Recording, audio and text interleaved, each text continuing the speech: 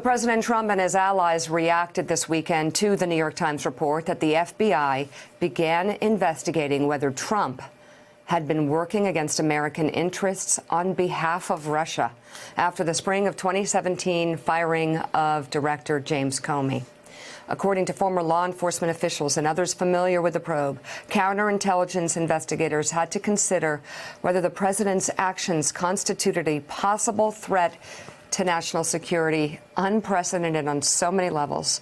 Agents and senior FBI officials had grown suspicious of Mr. Trump's ties to Russia during the 2016 campaign, but held off on opening an investigation into him, in part because they were uncertain how to proceed with an inquiry of such sensitivity and magnitude. Agents also sought to determine whether Mr. Trump was knowingly working for Russia or had unwittingly fallen under Moscow's influence. No evidence has emerged publicly that Mr. Trump was secretly in contact or took direction from Russian government officials. The president responded to the story in parts of the 12 tweets that he sent on Saturday morning, 12 tweets saying the investigation was opened with no reason and no proof. He later gave an interview to Fox News. Are you now, or have you ever worked for Russia, Mr. President? I think it's the most insulting thing I've ever been asked. I think it's the most insulting article I've ever had written. And if you read the article, you'd see that they found absolutely nothing. But the headline of that article, it's called The Failing New York Times for a reason. They've gotten me wrong for 3 years. They've actually gotten me wrong for many years before that. I think Donald Trump also called the New York Times after his election the crown jewel of American journalism or something like that. But again, we'll just put that to the side and bring in Michael Schmidt right now. Michael, why now? Talk about developing this story, and why is it that here we are at the beginning of 2019 that you finally had enough to go with the story? Well, in many ways, it's something that we've been trying to understand for a year and a half since the investigation was launched in May of 2017 to sort of understand the contours of it. We were helped along the way by testimony that had been provided to Congress by the FBI's general counsel, its top lawyer at the time, who talked about how the firing of Comey so unnerved the FBI. They did not understand what was going on. They knew there was this larger Russia investigation. They knew that there was a possibility that the president was trying to interfere with it. And if he was trying to interfere with the Russia investigation, what was motivating that? What was driving that? Was that his connections to Russia? There had been these questions about what he said about Russia on the campaign trail. The FBI knew about his trip for the Miss Universe pageant to Russia. They knew about the Steele dossier, and they took that historic, momentous decision in May of 2017 to open the investigation, which was then taken over just days later by Bob Mueller when he was appointed special counsel. So, Michael, Tom Nichols wrote for the USA Today that it actually would have been surprising, given all of the strange behavior exhibited by the president during his campaign, on this show, actually, in December of 2015, moving forward, and through the first couple of years of his presidency. He actually said that it would have been strange had the FBI not made an inquiry into whether there was any connection between Russia and Donald Trump that might impact America's national security. Can you tell me what sort of division there was inside the Bureau on whether this should be launched or not? Well, the Bureau is sort of looking at two questions. They're looking at a question of obstruction, simple criminal obstruction. Was the president breaking the law by trying to interfere with the investigation? And then the counterintelligence question, the national security question, something that would not usually result in a criminal charge, but trying to answer what are his ties and why is he acting that way. It is true, he did do a lot of things before May of 2017 that made investigators very suspicious. The problem is that to open up an investigation on the president, you have to clear a particularly high bar. As we've seen, it creates a lot of problems for the president when you do that. So you better have enough evidence and feel good about what you're doing before you go forward with that. It was the firing of Comey that led them to that point, that made them feel comfortable to open an investigation into him. Right. But Michael, the question is, was there significant dissent within the FBI to open the investigation, or did most of the people that had that decision basically in their hands, did most of them agree that this is something that they needed to look into?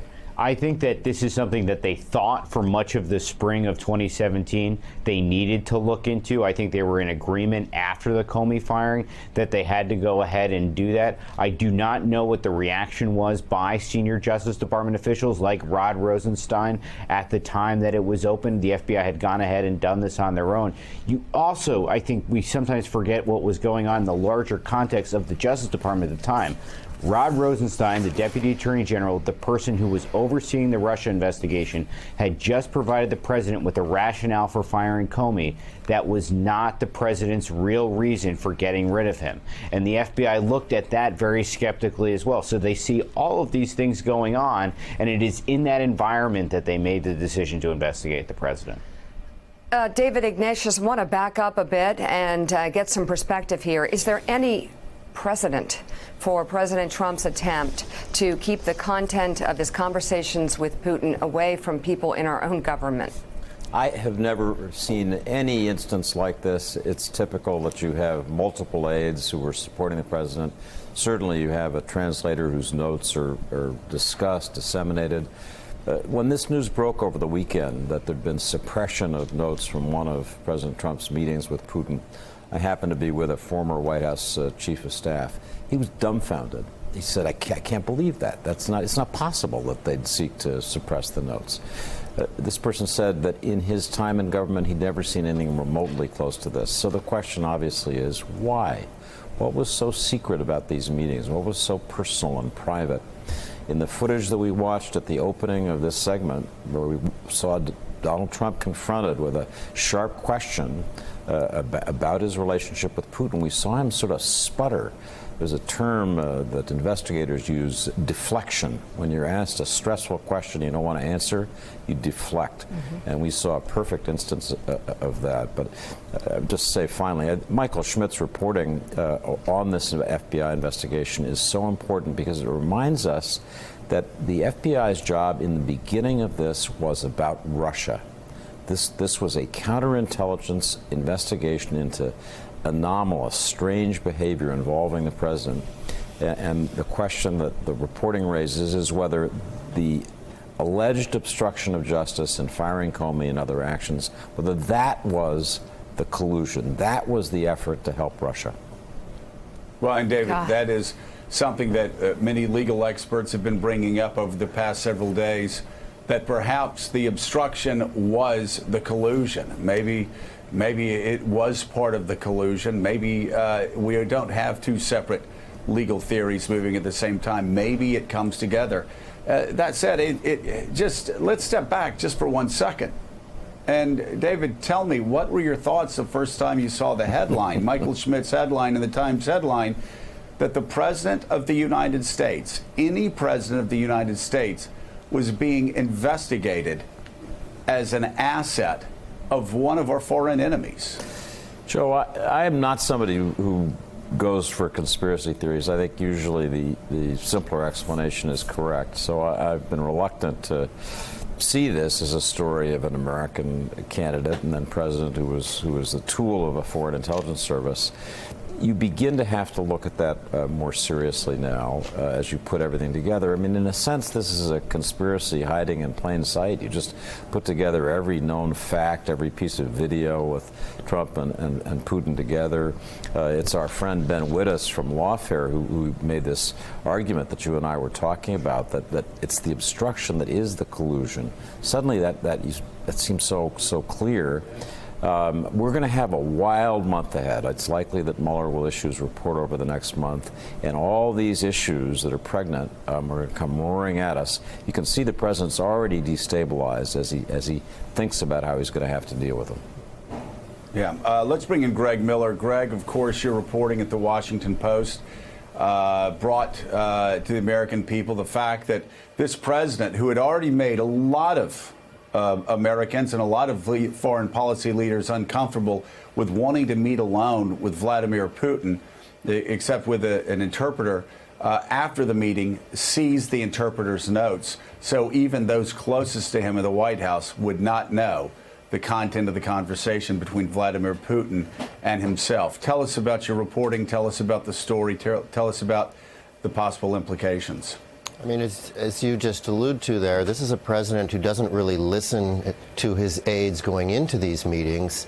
And then this story is about how he often conceals what transpires in these meetings from those same aides afterward. And, you know, that would be disconcerting in any circumstance for a president meeting with any world leader.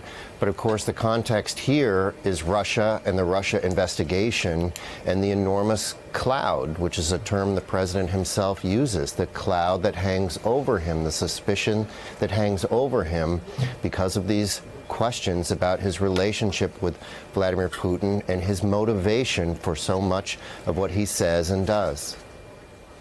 Do you have any information about what happened to the notes? Anybody in the administration? Do they know if he destroyed the notes? Do they know if he stored them somewhere? What can you tell us about that? Yeah, I'm not sure what became of the notes. You know, the other officials in the administration only learned that Trump had taken the notes later when they tried to go to this interpreter just to ask questions about what had happened. They were looking for a readout of what had happened in that meeting. And the interpreter is the one who says, look, I was told not to talk about it. The president took my notes. And I mean, this was just sort of astonishing to these other officials. These are officials in the Trump administration. This included his top Russia advisor in the White House, who's on this trip, but is nevertheless excluded from these meetings with Vladimir Putin. So this interpreter, is it possible that this interpreter may possibly be brought to Capitol Hill and questioned by the Oversight Committee?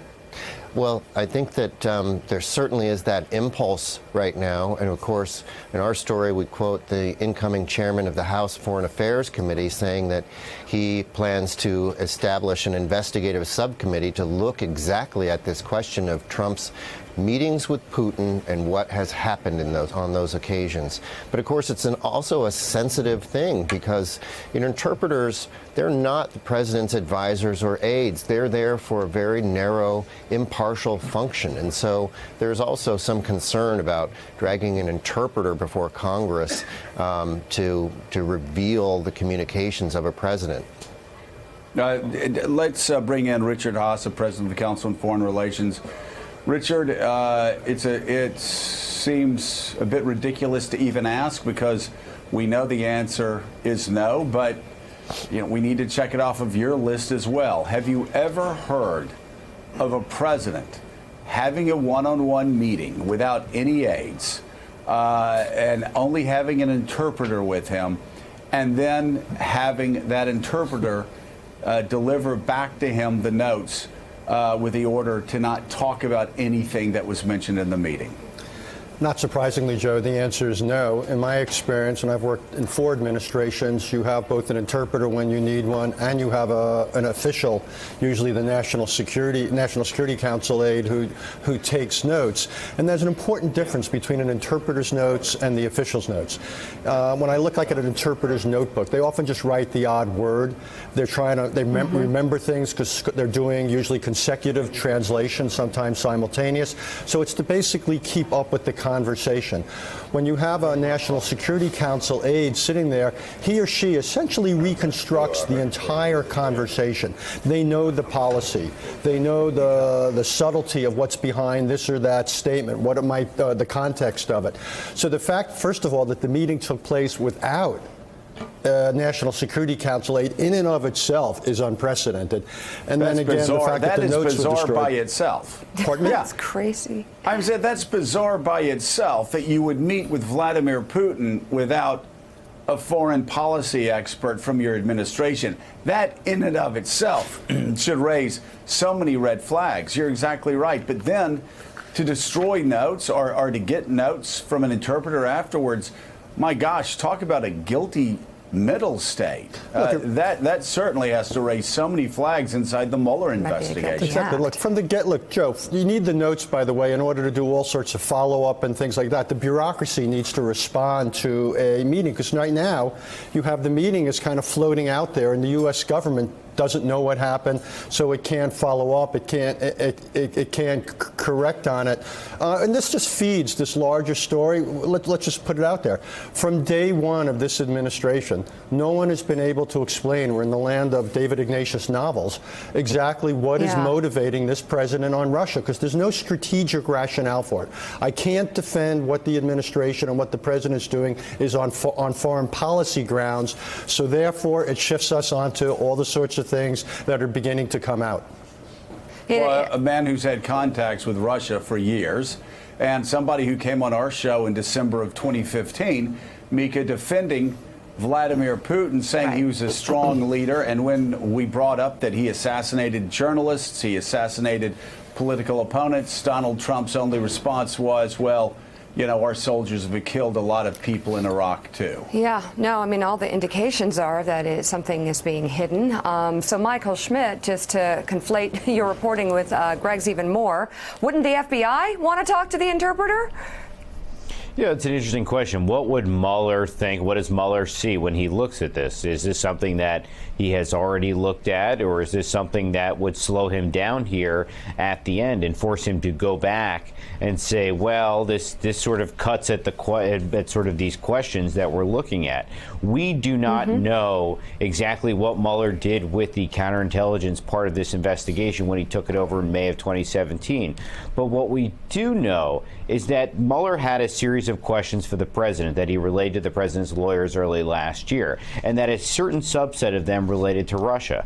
And we do know that in November, when the president finally responded to Mueller, he sent back responses to the Russia questions. We had long thought of this as an obstruction investigation focused on the firing of Comey, but at the end of the day, the president has answered a lot of Russia questions to Mueller, questions that he still had as recently as November. And David Ignatius, this weekend, the Trump White House obviously was spinning frantically with all the bad news coming out about Donald Trump and Russia and the destroying of the notes, or at least the hiding of the translator's notes. And what we kept hearing was, oh, this president's been tougher on Russia than Barack Obama. And they would talk about sanctions. Sanctions, by the way, that the United States Congress, the Republican Congress, said that they were going to pass regardless. And they weren't going to allow the president to ease sanctions with Russia. But also, you now, of course, have Donald Trump trying to end sanctions on an oligarch that's extremely close to Vladimir Putin. That is yet another big lie, is it not, that Donald Trump is somehow being tougher on Russia than Barack Obama was?